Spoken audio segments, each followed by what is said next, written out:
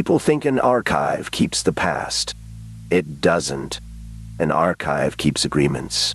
When memories argue, somebody opens a folder. When witnesses contradict, somebody trusts a signature. 30 years I've issued this city its agreements. And one inventory.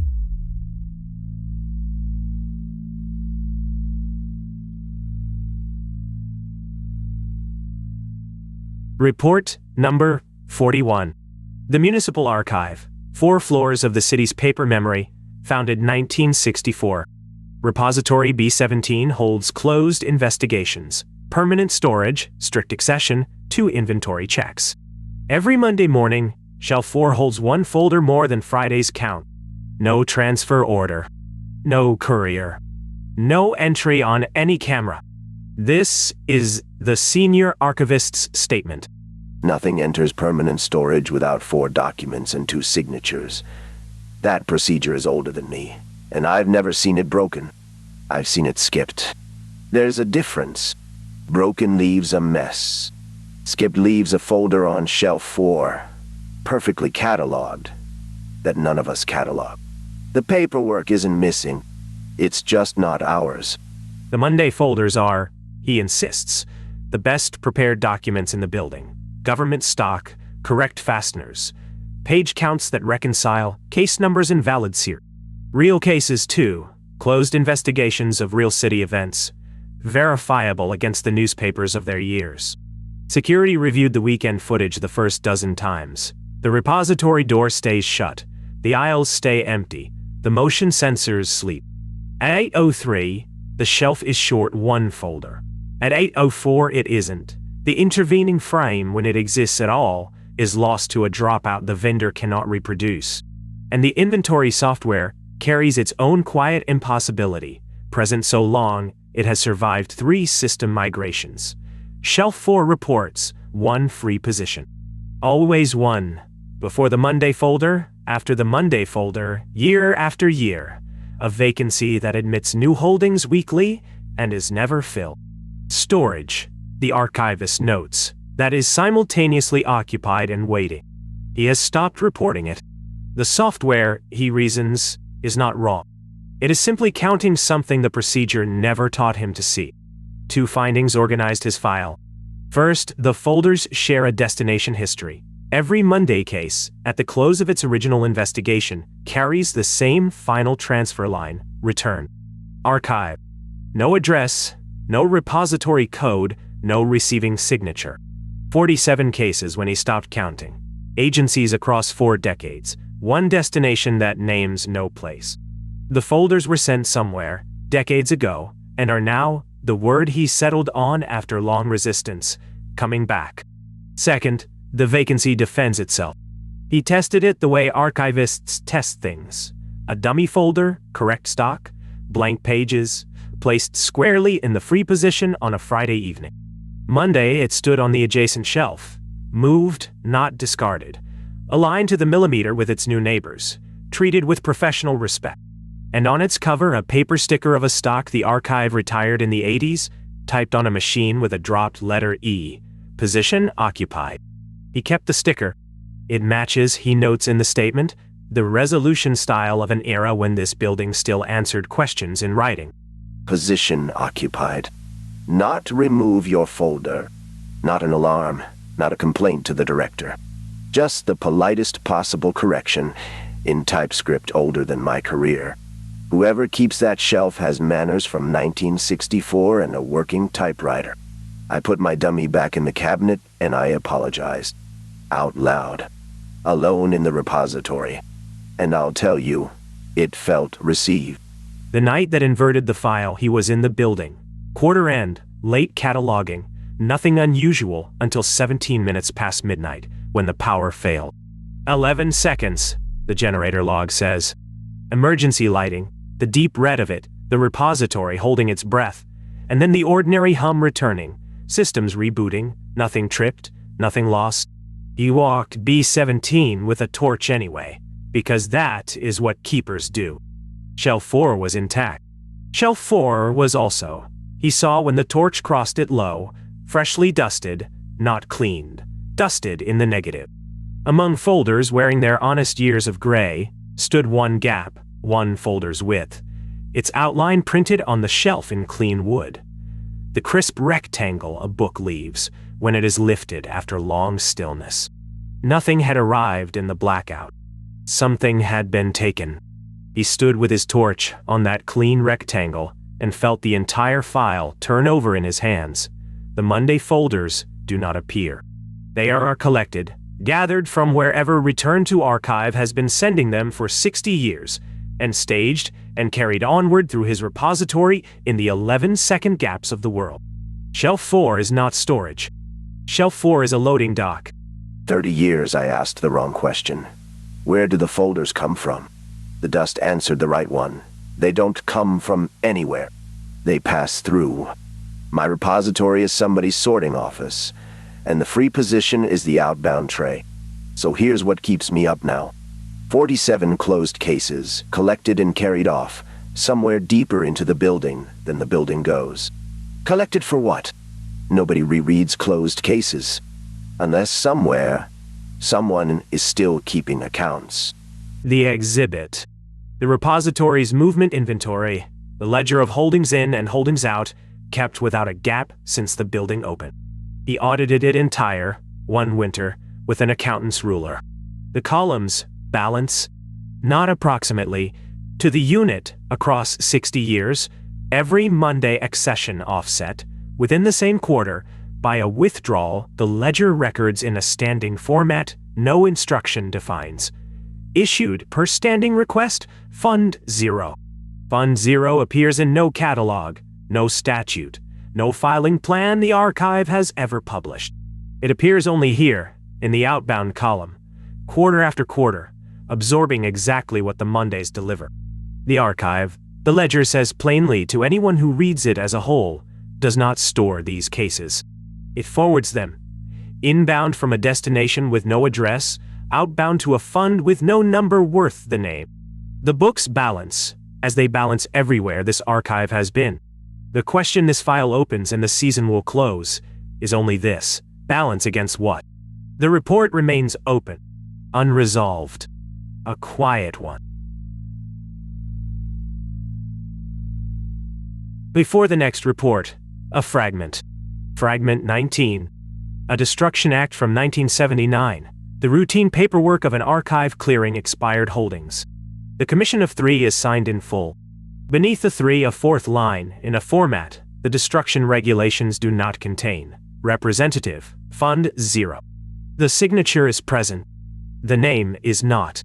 And in the objections field, a field that in 40 years of destruction acts holds, everywhere else, the word none, 1 entry. Typescript, dropped letter E, withdrawn prior to destruction. 1 storage unit. Grounds, too early. Not premature.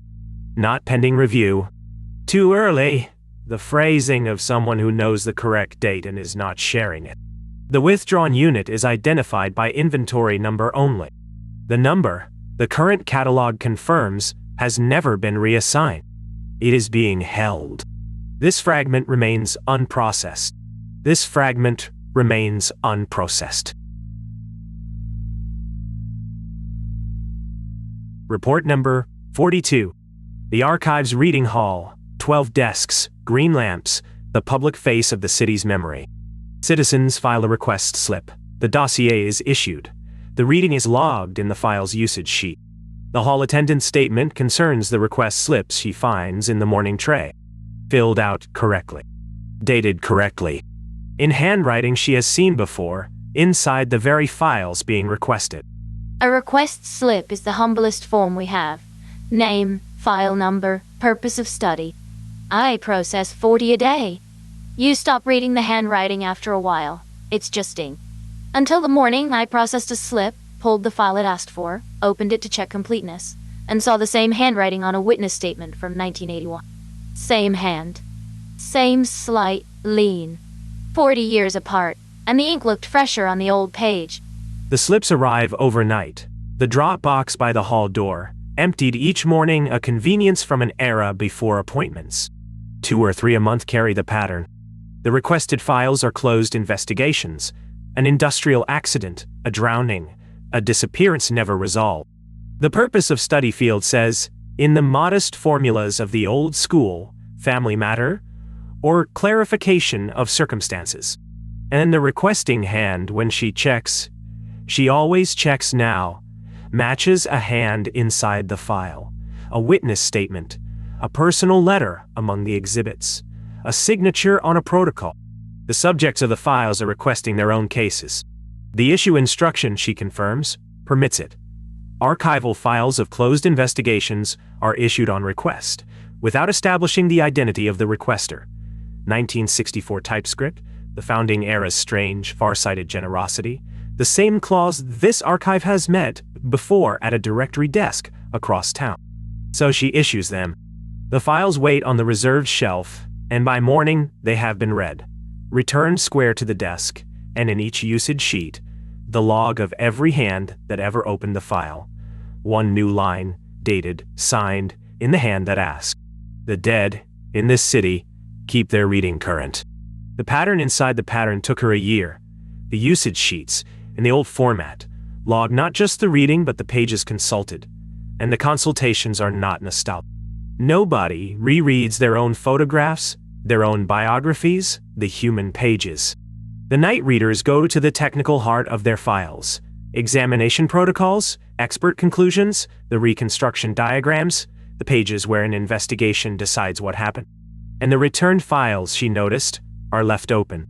Deliberately, she came to believe, always at a specific page, always a page of findings, the folder positioned on the return desk like a document presented for review rather than a book given back. She began reading the open pages because the presentation was too consistent to be accident. Each one contained a conclusion. And each conclusion, when she checked it against the file entire, she is the daughter of an investigator, she knows how to read a case, contained a strain, a timing that didn't quite hold, a measurement rounded the convenient way, a witness pressed a little past what he could have seen. The night readers were not revisiting their deaths. They were auditing them. They come back to the pages where somebody decided the truth about them, and they leave those pages open on my desk. That's not haunting. I want this on the record. That's peer review. The most patient peer review in the world. 40 years late, one file at a time, no appeal demanded. Just look again. And I'm the only one positioned to look. So I look. The escalation was an insert. A file returned last spring. A traffic fatality, 1981, a night collision on the River Road.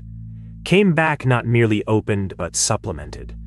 Between the examination protocol and the verdict page lay a new sheet, titled, in the procedural language of its own decade, Clarification of Circumstances from a Participant.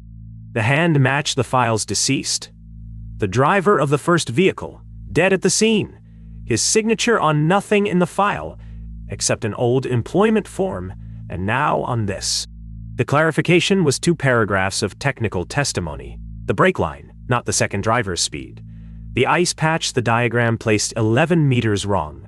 A timing correction of 4 seconds that dissolved, quietly and completely, the finding of fault. Because the file had a finding of fault, a living one. The second driver, a young man in 1981, assigned the blame in the conclusion, carrying it since. 44 years, a suspended sentence, a city that remembered. The clarification's last line left the technical register entirely. It read, please convey to V, he is not at fault.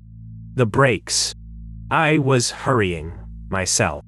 The dead man had not come back for his own record. He had come back, 44 years patient, to take a weight off a man who was still carrying it. She did what the hall does with documents, processed it, registered the insert, forwarded a notice to the prosecutor's office, expecting nothing. The reply came in 11 days, and it is an exhibit. The case is not subject to review. The clarification is to be appended to the file. Appended, accepted into the record, unexamined and unrejected, the bureaucracy's oldest gesture of quiet mercy. And then she did the thing outside every procedure, and her statement does not apologize for it. She found V alive. 76, 3 streets from the river road. She brought a certified copy of the appended page and stood in his kitchen while he read it twice, and reports one detail this file preserves without comment. He did not ask how. He asked only whether it was in the file now, whether the paper of this city, which had held the weight on him for 44 years, now held the release. It does. The final exhibit is the usage sheet of Case 81, 40 years of official signatures, then hers, then the last line. The participant's own hand, dated this spring, and in the purpose of study column, one word where every other line says review, completion. The report remains open. Unresolved. A quiet one. 2 reports remain. You have seen what the fund collects, and you have seen how it settles its debts. What follows is the search for the fund itself, through the one system old enough to remember where it lives. Report number 43. Filed by the contract programmer hired to migrate the archive's catalog. 40 years of records, 4 generations of software, 1 job. Move everything, lose nothing. His statement concerns what he found in the oldest layer, a query command deleted from the system 19 years ago. Deleted, documented as deleted, and still answering. Migration work is archaeology with a keyboard. Every old system has dead commands, stubs, leftovers, functions nobody's called since the man who wrote them retired. They don't run. That's what dead means. So when I typed a command the changelog says was removed in 2007, and it answered, I didn't think ghost. I thought, somebody kept this alive off the books. I was half right. Somebody kept it alive. The books were just never shown to us. He found the command the way such things are found, grepping the oldest binaries for dead code, building his migration map. The changelog of 2007 lists it plainly among the removals, a fund-level query, obsolete syntax, no callers. But the binary disagreed. The entry point survives, undocumented, reachable, and when he called it against the live index, an act of professional curiosity, he logged, time-stamped, and stands behind. It returned 1 record. Fund 0 dole. Storage Unit 1. Agreement Number 1. Status: in force. Location: Repository B17, position 0.har. He ran it again with tracing on because the response had arrived wrong. Not wrong in content, wrong in speed. The trace confirmed it. 0 milliseconds. Not fast. 0. No disk seek, no index walk, no lookup at all. A response time the hardware is physically incapable of producing. The record, he wrote in his migration notes, in the sentence that recruited him into this file, is not being found. It is waiting, held ready ahead of the question, the way an answer is held by someone who knows you're coming. Position 0 does not exist. He walked B17 with the shelf map. Positions run from 1. Where 0 should stand is the repository's end wall, brick, plastered, load-bearing, older than the numbering. A record pointing into masonry. So he did what migration men do. He read his predecessors. 4 system migrations, 4 contractors before him, and in each generation's codebase, once he knew what to look for, the same discovery, the Fund 0 record, absent from every official export, carried across by hand. A custom patch in the 80s layer, a hard-coded row in the 90s one, an undocumented seed script in 2007. 4 men, none of whom could have met, each quietly ferrying one record through a system boundary it was never registered to cross. And each left a comment. The 80s hand wrote, "Do not normalize." The 90s, it predates the schema. 2007, above the seed script, the longest. I asked the archivist what this is. He said, "The catalog doesn't hold this record. This record holds the catalog. Migrate it first." He migrated it first. So this spring did the 5th contractor, first row before the schema, before his own tooling, and only then, he reports, did the rest of the migration run clean. It had not run clean in 3 previous attempts. 4 strangers across 40 years, all breaking procedure the same direction, all leaving notes for the next man like cavers marking a passage. That's not a bug surviving. That's a relay. And the 2007 comment is the one I'd frame. This record holds the catalog. I thought it was a figure of speech until my migration wouldn't run without it. Row 1. Or nothing runs. You tell me which of us is the database. The wall came next, because a record pointing to brick is a records problem, and records problems have records. He pulled the building's drawings, every survey the archive holds of itself. The current plans show the end wall as the end. The 1980s fire survey, the end. The original construction drawings, 1964, first sheet of the repository level, not the end. Beyond the wall, drawn in the confident ink of the founding year, a room. 4 meters by 5, one door where the blank masonry now stands, a table indicated, 2 chairs indicated, a lamp circuit run to it on the electrical sheet. Present in 64. Absent in every drawing since, and absent, he establishes with a migration man's care, without a demolition record, without an alteration permit, without a single document of removal. The room was not sealed, not hidden, not decommissioned. It simply stopped being drawn. Dropped from the city's self-portrait by an omission so clean, it must have been an instruction. And on the 64 sheet, where every other space carries a number, the room carries instead a designation, in the draftsman's careful lettering per the title block notes, client specification, reading room of the parties. The parties. The lamp circuit, the electrical sheet adds, was to be left permanently energized. He checked the panel. 60 years on, the breaker for a room that isn't drawn anymore is warm. Reading room of the parties. 2 chairs. A lamp that's never been switched off, behind a wall that's never had a door. I migrate data for a living. I know what an active record looks like, and that room is one. Somebody didn't wall it up to forget it. They walled it up the way you close a meeting room door. Because what's in session inside is nobody else's business. 50 years and my 0-millisecond query says the session hasn't ended. The exhibit. The founding order of the archive, 1964, the first director's signature, located where else by the standing query, which returned its scan before the request was fully typed. Paragraph 6. The paragraph every subsequent regulation has renewed without quoting. Position 0 of repository B17 is to be maintained in the inventory in perpetuity. Access to storage unit 1 upon presentation by the parties. Not to the parties, by them. The grammar this file submits is the finding. The archive does not grant access to agreement number 1.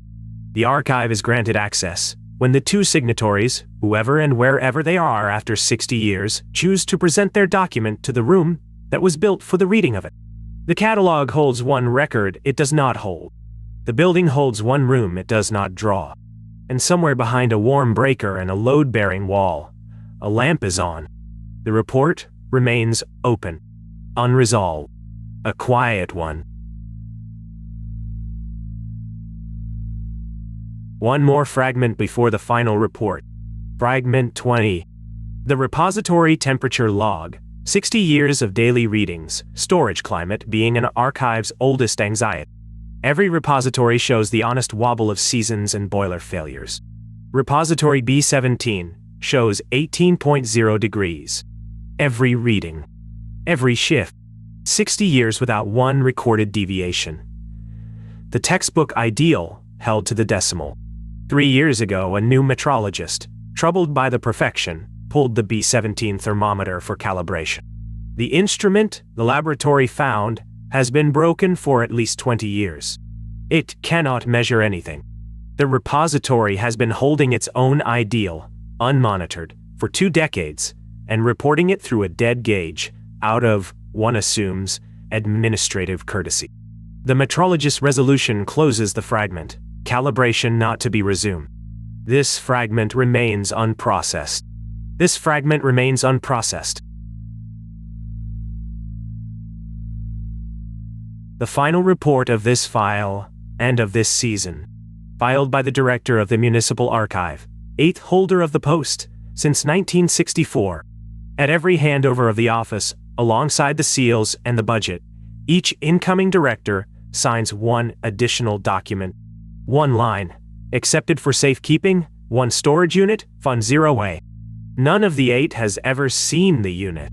This is her statement. You sign 100 papers taking this office. 99 of them you understand. The 100th is 1 line about 1 unit in a fund with no number.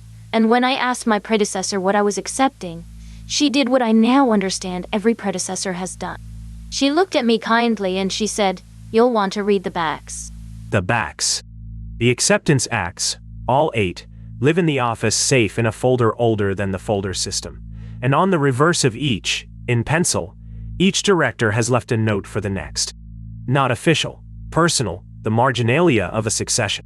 The 1971 hand, don't ask. It's better work than we do. 1983, it's in place. I checked once.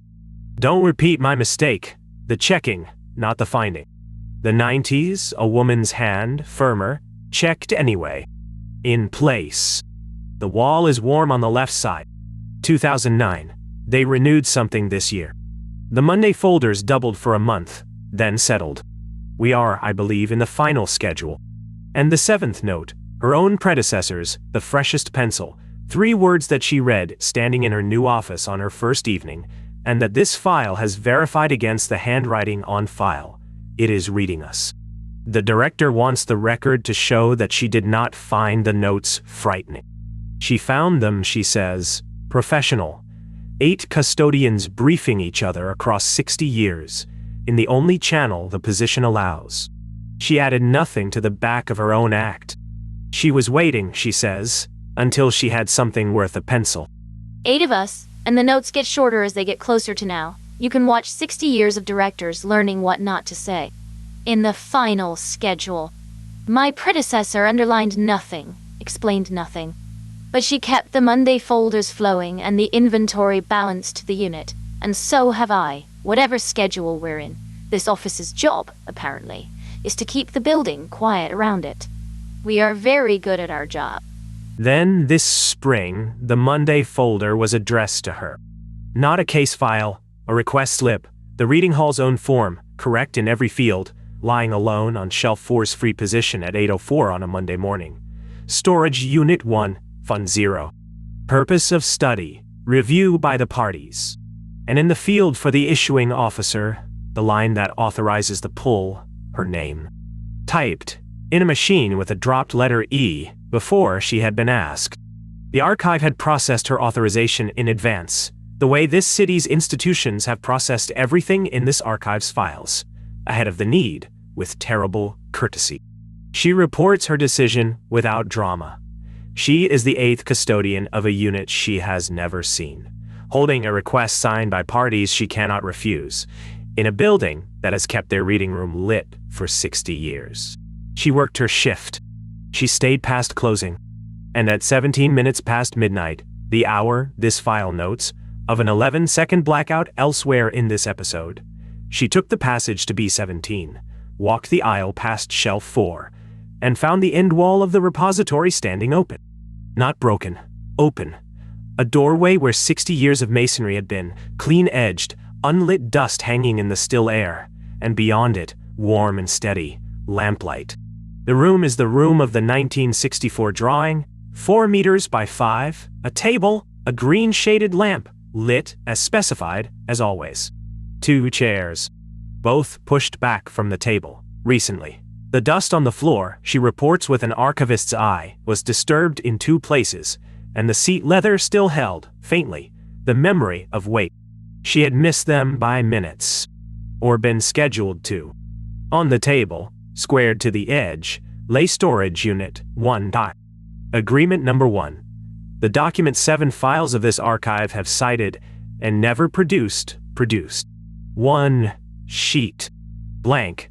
As a certain hospital charter's appendix was blank. No terms, no clauses. White paper. 60 years old, empty from margin to margin, carrying at its foot 2 signatures. And beneath the sheet, this is what the season did not know to expect. A usage sheet. The standard form, the reading hall's own, the log of every consultation. Filled. Line after line, decade after decade, 2 alternating hands, the same two hands as the signatures, dates in 1968, in 74, in 81, in 2009, this spring.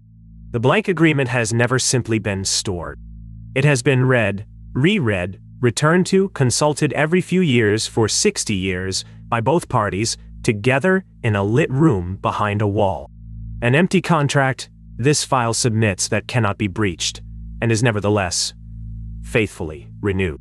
I stood in that room maybe 90 seconds.